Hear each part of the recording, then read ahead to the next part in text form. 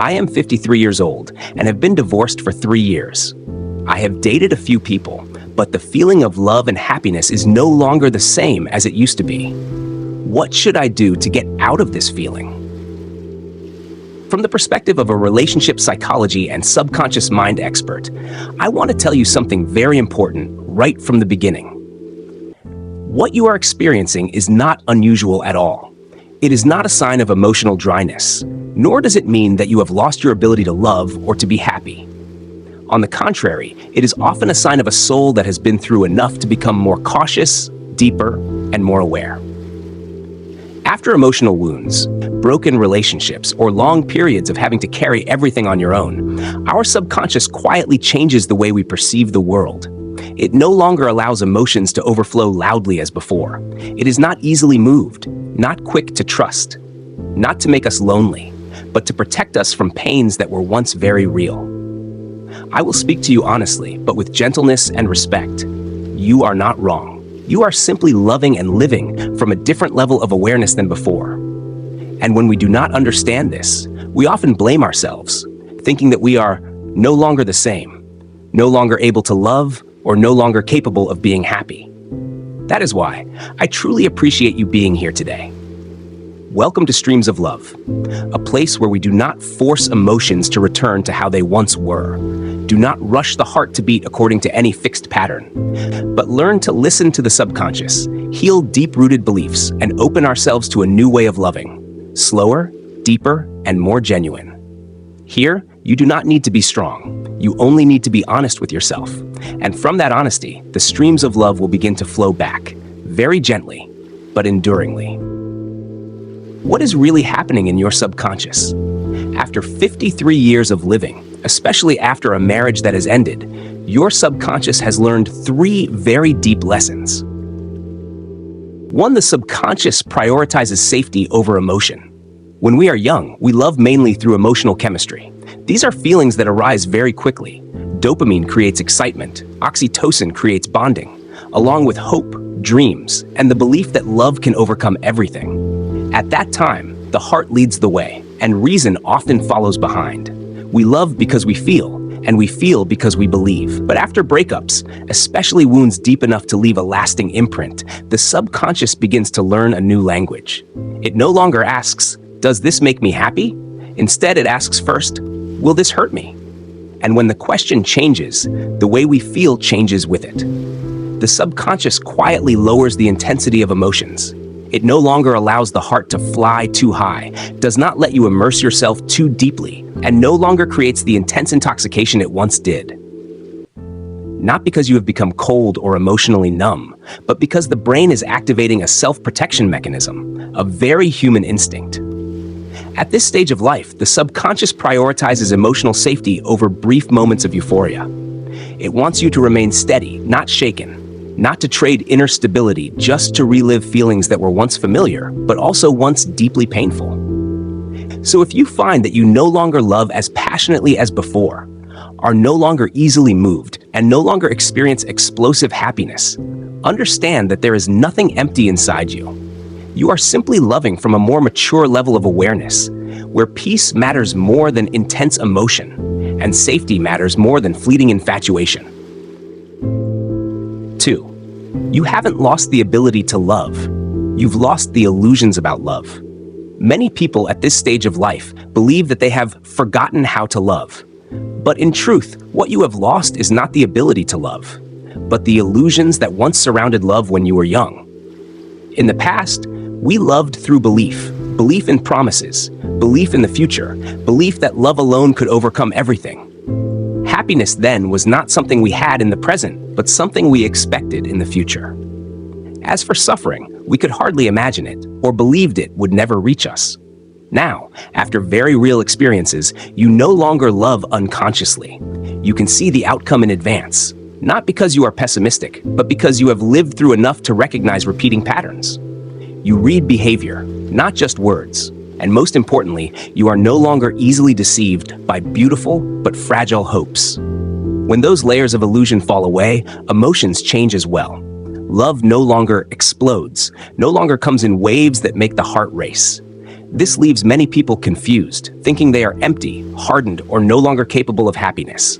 But in truth, this is not emptiness. It is clarity. Clarity that keeps you from trading yourself just to be loved. Clarity that prevents you from calling fleeting emotions destiny. And clarity that allows you to understand that mature love does not need noise to prove its existence. At a deeper level, you still have the ability to love, perhaps even to love more deeply and more enduringly. The difference is that now, love no longer comes from lack or fantasy, but from understanding, conscious choice, and self-respect. 3. Your subconscious is stuck in comparison mode. There is a very subtle thing that many people do not realize. Even though you no longer think about your former partner every day and may not even want to return to the past, your subconscious has not completely left it behind. Not through clear memories, but through quiet, almost unconscious comparisons. Each time you enter a new relationship, the subconscious immediately activates comparison mode. It does not ask whether you are happy. Instead, it whispers very familiar lines. It doesn't feel like it used to. It's not as deep as before. My heart doesn't respond the way it once did. These thoughts are not loud, but they slowly erode new emotions. You still meet, still talk, still care. Yet somewhere inside, you always feel that something is missing, even though you cannot name it. What is important to understand is this. Comparison is not the same as missing your ex. It is the result of not updating your emotional reference system. The subconscious is still using an old measuring stick, formed in a different stage of life, with a very different version of yourself, to evaluate present experiences. And when new emotions are constantly placed beside old ones, they are never given the chance to grow. Every emotional seed that begins to sprout is quickly judged as not enough, not right, or not it. Over time, you begin to believe that you are no longer capable of feeling, when in fact, you simply have not given new emotions a fair space to exist. That is why comparison is considered the silent killer of new emotions, not through finality, but through quiet repetition. When you learn to let go of comparing the present relationship to the past and stop demanding that emotions feel the same as they once did, the subconscious gradually lowers its defenses. Only then can you experience a different kind of love, not intense, not overwhelming, but deep enough to stay and real enough to nurture. So how can you get out of this feeling? Not by finding someone new, not by forcing yourself to love again, but through 3 steps of reprogramming the subconscious. Step 1. Stop searching for the old feeling. The first step, and also the most important one, is not learning how to love someone again, but stopping the search for the old feeling. Because there is a very important truth you need to accept, even though it may be uncomfortable at first. Happiness at 53 is not the same as happiness at 30. When we are young, we often define love by emotional intensity. The heart must race. Longing must keep us awake at night. Happiness has to feel like falling in love for the first time. Intense, overwhelming, and full of promise. Those standards were once valid in a very different stage of life. But if today you still expect love to bring intense emotional surges, emotional emptiness when you are apart, or the feeling of I can't live without this person, then what awaits you is likely prolonged disappointment. Not because love has left you, but because you are using an old measuring stick to evaluate a new experience. Mature happiness is not loud or showy. It arrives gently, but it stays for a long time. It is the sense of peace when you are with someone and do not have to strain to be more interesting. It is the comfort of not having to prove your worth. It is the security of no longer living with the constant fear of loss hanging over your heart. Happiness now is no longer, I need you to complete me, but rather, I am whole on my own, and you are someone who makes this life softer. When you stop forcing yourself to feel the same way you once did, the subconscious begins to relax. And in that relaxation, a new kind of happiness, deeper, more enduring, and more real, finally has the space to emerge. Step 2. Allow yourself to love slowly and love in peace. At this stage of life, your subconscious no longer opens its doors to haste. It does not resist, it does not reject, but it does not rush in either. After the wounds you have experienced, the subconscious accepts only what comes gently, consistently, and with enough safety. Loving slowly does not mean being indifferent. Loving in peace does not mean lacking emotion. It is simply the way the heart learns to adjust its rhythm so it does not hurt itself once again. So instead of asking, "Do I love this person?" begin with deeper, more honest questions.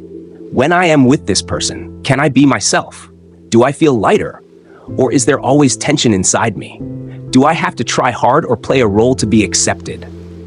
These questions do not measure emotional highs. They measure the quality of emotional safety. And if your answer is light, even just a little, then that is the very first seed of a new love. That seed may not bloom right away, but if it is respected and nurtured, it will take root very deeply. Love in maturity does not need to impress. It does not come to make your heart race, but to keep your heart steady. Not loud, not showy, not needing witnesses, yet warm enough to make you want to stay, strong enough that you do not fear losing yourself within it. When you allow yourself to love slowly and love in peace, the subconscious gradually realizes, I am safe. And only when it feels safe does the heart dare to open once more, in a very different way, but a very real one. Step 3. Heal the belief, not the emotion. Many people try to fix their emotions, trying to feel more, to love more, to force happiness to return. But that is not the root of the problem. Emotions are only the result, the surface of what is operating very deeply within you. What truly needs healing is the hidden belief you have unconsciously carried after emotional wounds. I am afraid that if I love again, I will lose myself again. This belief is not a passing thought. It is a program running quietly in the subconscious, influencing how you open your heart, how you keep your distance, and how you pull away the moment emotions begin to deepen. You are not consciously afraid. The subconscious is afraid on your behalf. So if you focus only on changing emotions, you will become tired and discouraged. But when you change the belief, emotions will naturally adjust on their own. Begin with something simple yet profoundly important. Speak directly to your subconscious. Each day, in a quiet moment, slowly and honestly say to yourself, I do not need to love the way I used to. I allow myself to be happy in a new way. No forcing, no need to believe it immediately. Just repeat it consistently with full presence. Within 21 to 30 days, the subconscious will gradually understand that you are no longer pushing yourself back onto the old path, no longer loving through sacrifice or self-loss. And when the subconscious senses this, the protective barriers begin to soften, not to make you weaker, but to allow you to open your heart in a safer way.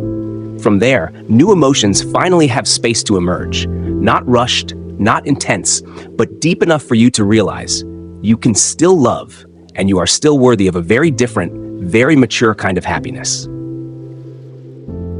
A gentle but profound truth. There is a truth that is rarely spoken, yet it applies to many people in the mature stage of life. You may not lack people around you, but you may lack a genuine connection with yourself. You still talk, still meet others, still have relationships sufficient to avoid surface-level loneliness. Yet deep inside, there is a quiet space that no one touches. That quiet space does not come from a lack of love, but from a long habit of putting yourself second. A habit of listening to others more than listening to yourself. A habit of accommodating, adjusting, and enduring until you forget what it feels like to rest peacefully within your own inner world. So what you truly need right now is not another person, but a return to yourself. Not to close your heart, but to clearly understand what you need, what you are still afraid of, and whether you can love without losing yourself. There is a beautiful paradox of mature happiness. When you stop trying to feel happy, stop forcing yourself to feel moved, joyful, or okay as expected, happiness begins to appear. It does not come like a wave, nor does it overwhelm you. It arrives like someone sitting beside you, saying little, asking nothing, simply being there, very quietly. And in that quiet moment, you realize you no longer need to search. You only need to be calm enough, honest enough with yourself, and love, in a new form, more mature and more enduring, will find its way back on its own.